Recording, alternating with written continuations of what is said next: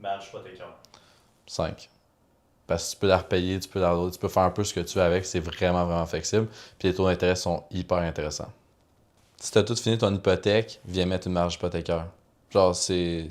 Oui, tu n'as pas la main levée de la banque, mais ça reste quand même que pour des rénovations, quand tu as un sinistre ou quoi que ce soit, je veux dire, c'est exceptionnel. Prêt personnel.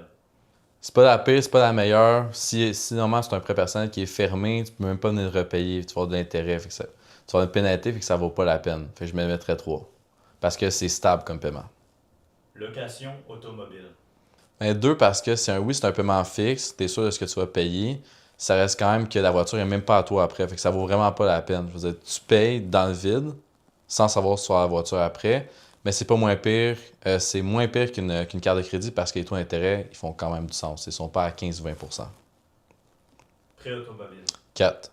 Parce que c'est un actif. Techniquement, oui, c'est un actif. Je l'aurais mis à 3, mais parce que c'est un peu comme un prêt personnel, seulement que là, tu vas avoir quelque chose qui va être à toi après vu que tu la jettes. Fait que techniquement, ça fait du sens. Carte de crédit. 1. S'il y avait 0, je mettrais 0. Tu sais, c'est bon pour la vie quotidienne, mais ça reste quand même que un prêt automobile, c'est fixe, tu sais combien tu vas payer, tu peux mettre ça dans ton budget. Une carte de crédit, tu n'en as aucune idée, tu vas avoir l'intérêt qui va s'accumuler, ça fait juste pas de sens.